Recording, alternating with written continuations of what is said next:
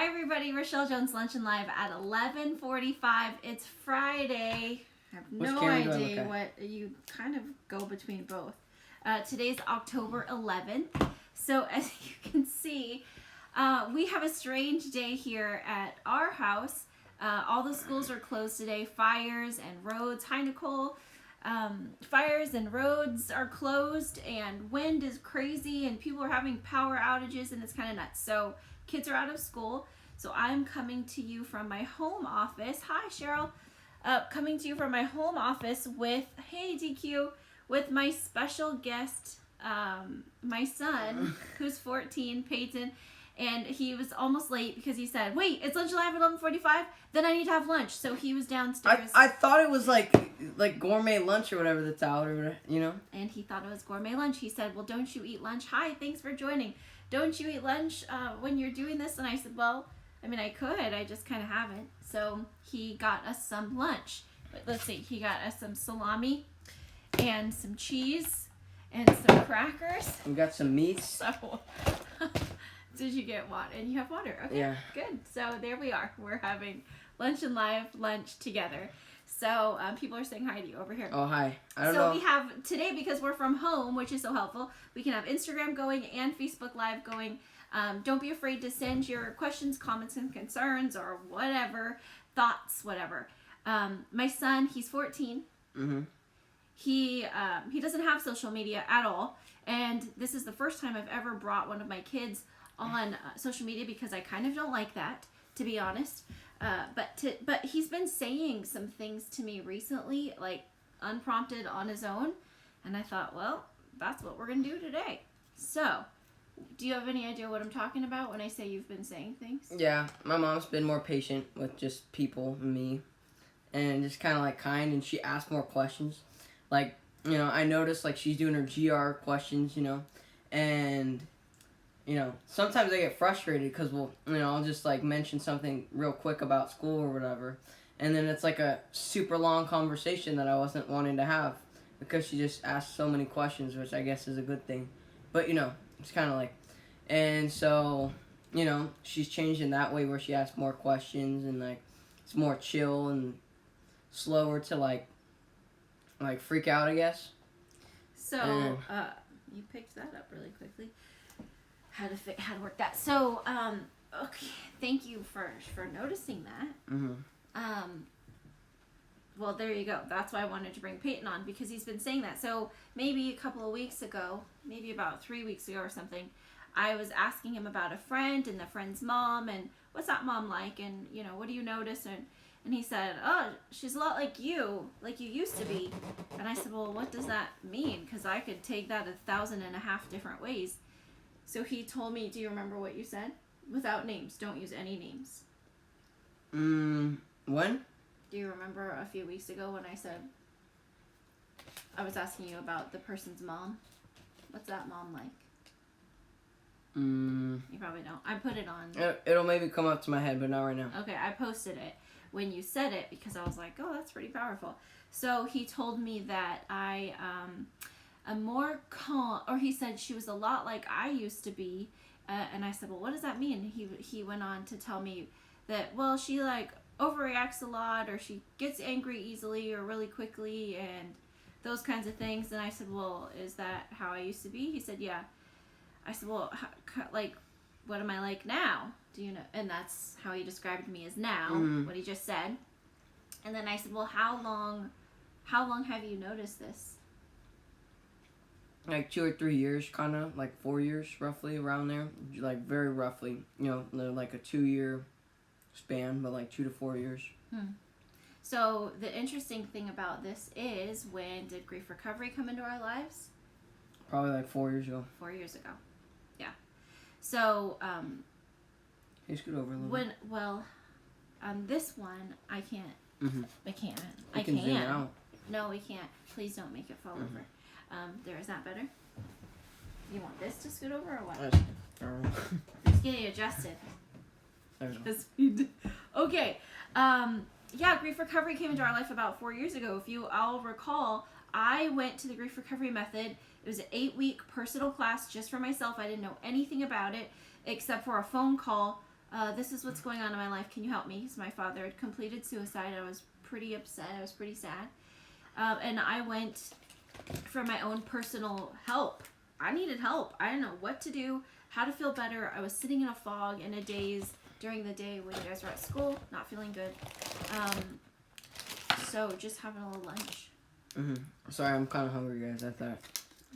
Yeah. You thought we were actually eating lunch? Yeah, it's called Lunch and Life. So, I think it's just I thought it was like food. It's during the lunchtime hour. But it's fine. You could eat. Okay. 14, this is what we do. So, I hope that you guys are enjoying your lunches as well. Is it lunchtime for anybody? Is anybody eating lunch? Oh, my goodness. So, anyway, I went to that grief recovery method, and I worked on me, obviously. It was my broken heart. I was working on me. And I just kind of never stopped working on me. What we do in a class is we learn how to complete one relationship. And we say complete. We don't operate with the word closure. We don't believe in like erasing your memories and just closing them off into a box over there. There's no such thing as getting rid of your memories. In fact, that's really important to know, is you get to keep your sweet memories, right? But what we're trying to do is work on the relationship that we have to our painful memories, because really they're memories, right? They're not currently happening, but they're hurtful, and when you think about them, they can really, or sometimes you want to not think about them, but they're still there. They're still operating under the surface. So anyway, I kept working on me, and who knew that at 14, how many of y'all have 14-year-old kids? Or have been a 14-year-old kid? Or are around 14-year-old kids? Or somehow affiliated with freshmen in high school age males? Even females, to be honest. How many of you? And are they describing you like that? More calm. There's more space before you react. There's more, not to say I don't react, because I'm still human. Mm-hmm. Right. Still human. I still react. But it's a lot slower to get there. Get to explosion point. It takes a lot of time before we're going and trying to take the cork off and like get a little energy out. Yeah. What else do you notice? You ask a bunch of questions. You're like not as strict, I guess. Did you put cologne on? It smells nice. Yeah. Like before, she was kind of like more like strict, I guess you could say, or like you'd have to watch out more for like the reaction, and that still happens. I'm not saying it doesn't happen because I'm a moron, but don't say that. But yeah, so like she's a lot less like strict about it, I guess, about anything, just life. She's just like more patient. I mean, nothing special, just more patient, ask more questions. I'm very special. Well, I'm the top chick in your life, bro. And then more calm, and just that's pretty much it. Nothing extra special, just that is a big deal, though. It's definitely your kid, Emil Rachelle. Because he says crazy things. He is a lot like me in that way. Oh, hi, Kim. It's your boy's birthday. Happy birthday to your boy. To you, mama, for your boy. Anyway, so that's the point. If we think of situations, if we think of grief, that stuff that hurts you, right? It doesn't feel good. Today we call it trauma, or we call it the things that feel like depression, or we call it anxiety, or triggers, or we call it all of the PTSD. We call it all of these different things. And really what it is just bottled up energy from moments that didn't feel good. Moments that in the moment, maybe you even handled yourself beautifully, but it started to grow after the moment inside of your soul. Loud, loud, loud. It's pushing out space to really live. And so what the grief recovery method does is we start to look at what have you buried in there, and start taking bits of it out, show you how to take bits of it out. I can actually do it. I'm just going to teach you how to do it for yourself. And then what that does is let me breathe a little bit, give me space before I'm like, ah! exploding because, first of all, when I explode, that's just because of my own stuff that's buried inside. When I talk really fast, when I talk on top of people, when I am not really engaged, when I'm not listening, when I'm not focused, when I'm just move, or I'm so down that I can't even function, that's because of what's brewing inside of me. And I have to take responsibility for that to, I don't know, get the junk out, get the noise out, give myself space. It's like taking out some of the crud that's been building up in my system. So when this kid acts like a kid, because let's be honest, 14, 15, 16, 17, 25. Delicious little boys. Delicious little boys. That's from the Goldbergs, y'all. Which is a super funny show. But that's the point, is so that I can respond differently. When I take the energy out of me so I can respond differently, he benefits. Our connection benefits. There's safety built in our home. There's safety and trust built here. So not only is this powerful for you with your children, it's powerful for you with any relationship. Working relationships, romantic partnerships, you name it. Wherever you work, are you a social worker? Are you some type of therapist of your own?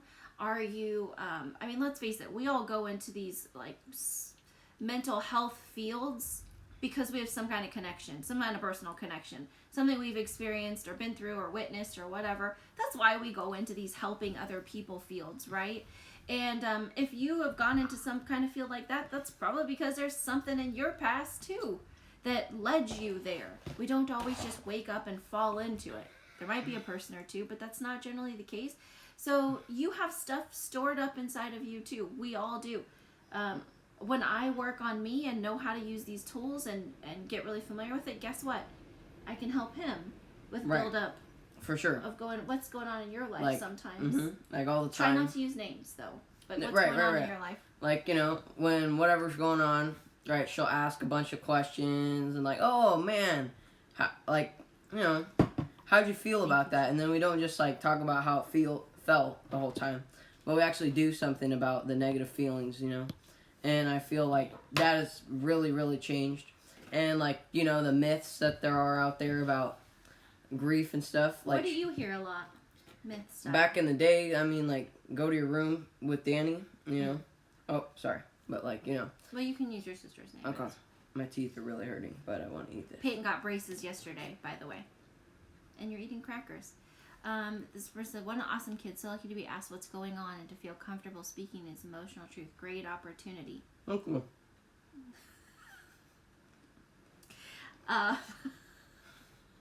So there's that. Thank you for that.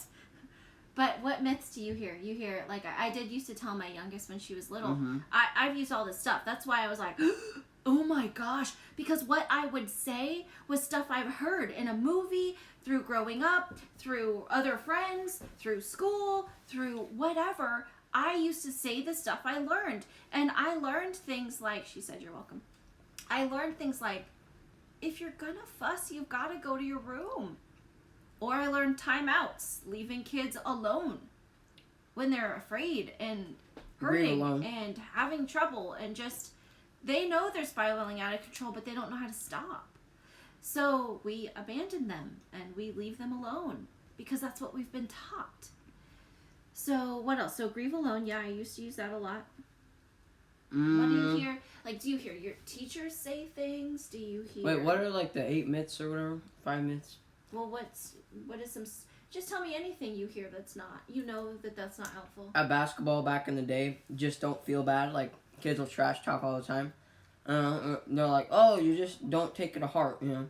When I would ask or whatever, they'd be like, oh, you just don't take it to heart, you know.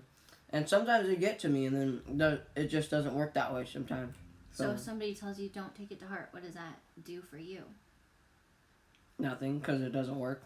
Yeah, and so what do you feel like with that person? Do you keep talking? Pretty much, but it's like, oh, bruh. Like, it just kind of feels awkward, I guess.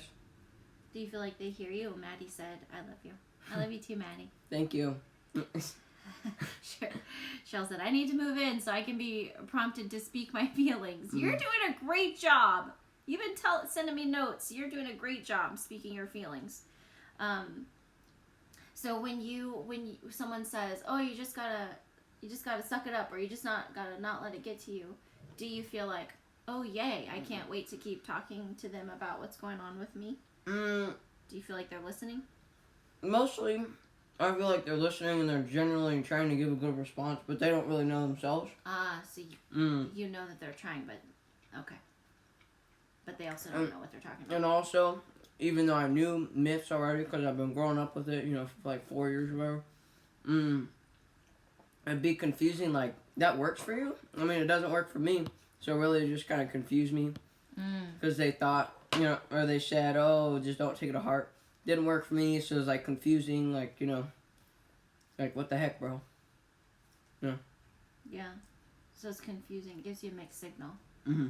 And then, so if you try what they tell you and it doesn't work, do you feel like there's something wrong with you, maybe? No, because I don't know, I just really practice feeling confident with myself. But it's kind of like, I do feel like, maybe I guess in a mild way, kind of. It's like, if it works for them and it doesn't work for me, what's different about me, Okay. But then now I know it probably doesn't work for them either. They're probably just saying it because it sounds cool. Like intellectual comments, pretty much. Intellectual comments. Because Peyton's a mini specialist, in case you guys didn't know. He's pretty darn good at this stuff. So, you said something this morning, which is why I thought maybe you can come on this with me, because you were talking, you said the same thing about me, but then you brought it up about Dad, too. What did you say about Dad? Do you remember? No, what did I say? I don't know. You were this morning, was it this morning? Mm-mm. Oh, it was yesterday. Mm-hmm. So, my husband and I, you guys have seen Wes on here with me.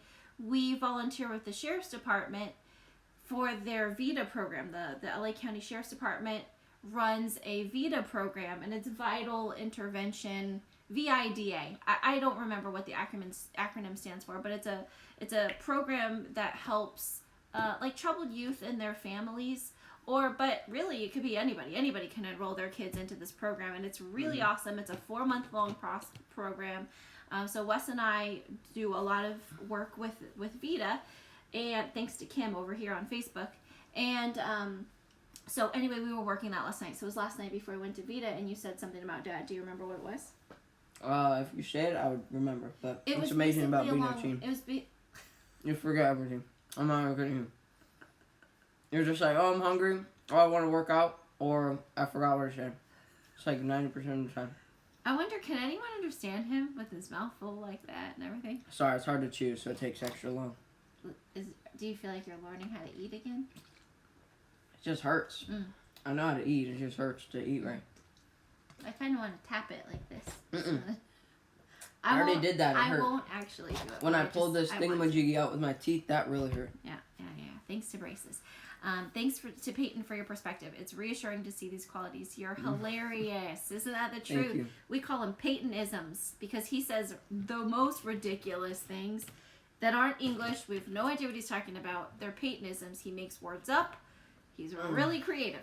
But you said you were saying yesterday on the way to VITA that you were really noticing a difference in me. You said all that same stuff. Oh, Dad's changing and patience and stuff? What? Something along that. Okay.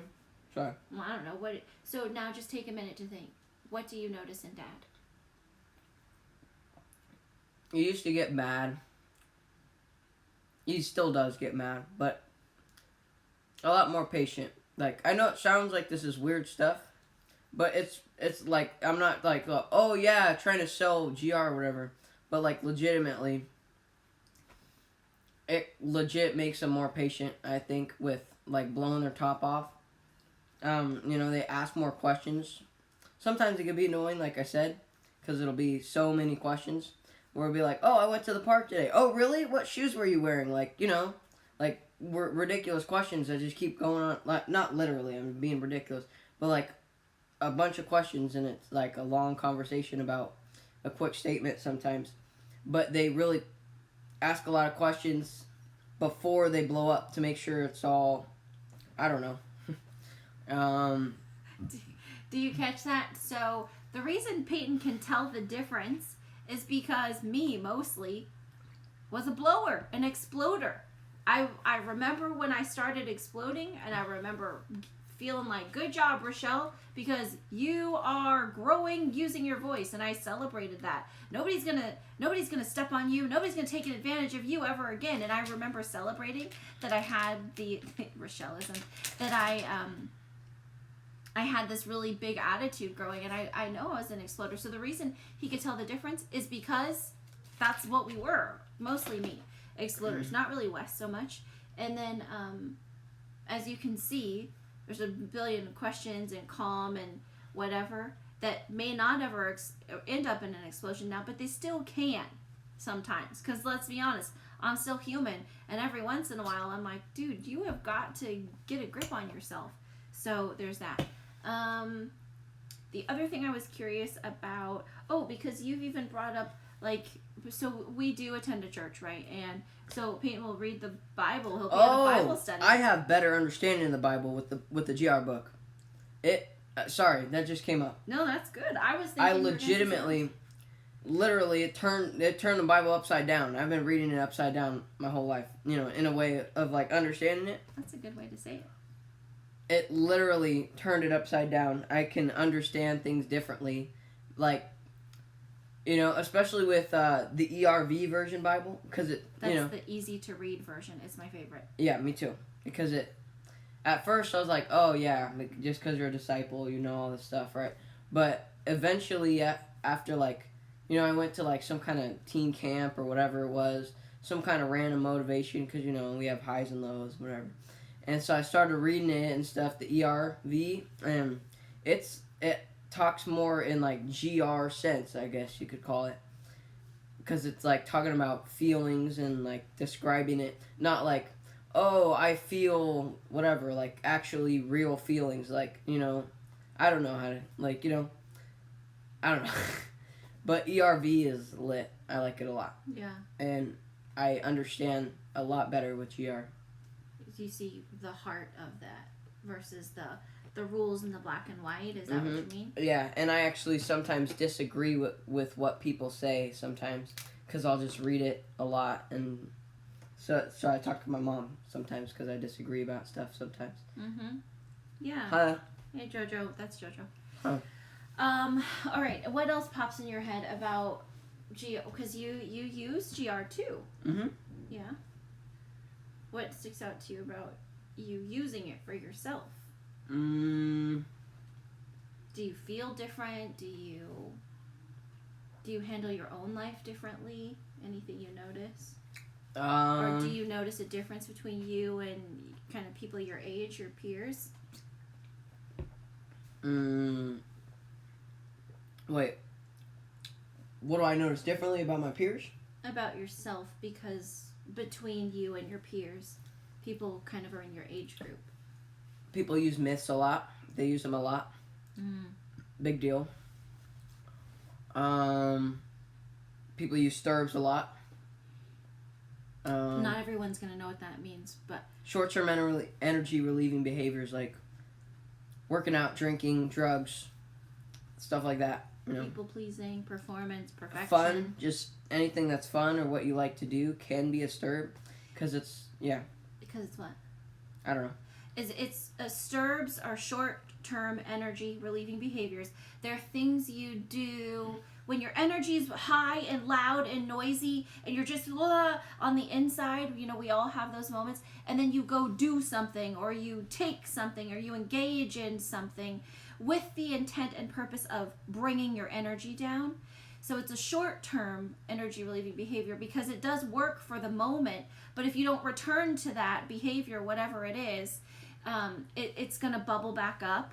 And so we STIRB out. We eat, we drink, we party, we have take drugs, we have sex, we watch porn, we daydream. We do all of the, listen to music, exercise, yoga, meditation. I use exercise as a STIRB a lot. Yeah. Also, I just like to do it but also I use it as a STIRB because I used to be called fat back in the day. So it could be both. Right. It could be both. It could genuinely be both. Yeah, that's it's good that you're aware of that. We're working on that one, huh? Mm-hmm. But I do, that doesn't mean that I'm just trying to stir about with going to the gym or whatever. It's why. It's like, are you doing it because it's just time to exercise? Or are you doing it because you've got all this energy on the inside that you're just trying to get to calm down? Right? It's why you're doing it in that moment. So, okay. Any final thoughts that you want to share? Because we're pretty long here so far. So, any final thoughts you want to share about GR or your experience or what you notice? I mean, we pretty much covered a lot of it. Yeah. Mm-hmm. Okay, so thought I'd bring my kid on here in case you have some kind of connection where communication, love, it's just not working. Something's not working. You're not feeling connected. You're not feeling loved. You're not feeling like even your spiritual relationship, your relationship with God, your relationship with people in your spiritual family, friendships, whatever it is. If you're not feeling connected, you adults are responsible. Do the work inside of you first. Do the work inside of you first.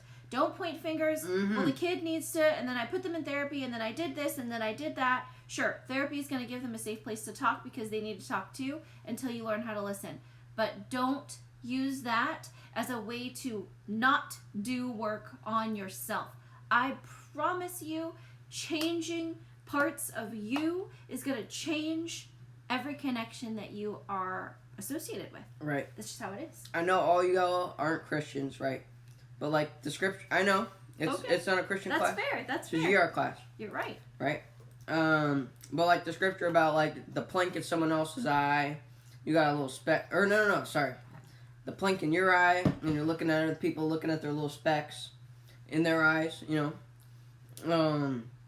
Work with the plank in your eye first, like the Bible says somewhere. I don't know. That's a good one, son. But yeah. Nice job. That was good. All right, buddy, I love you. Thank you. Thanks, guys. Okay, everybody, thanks for joining today. Feel free to share this one. I'll post it up on YouTube if I can. It's kind of long. Send me your comments, thoughts, questions, concerns, tag your friends, whatever you need to do that you think this could be helpful. I love you all. I'm thankful that you joined us for today's Luncheon Live at 11:45. Thanks for hanging out with my kid and actually having lunch with him. And thank you guys for all your encouragement for my boy here. 14. How many 14-year-olds do you know who will talk like this and do this? I'm just saying. All right, I love y'all. Bye. Later.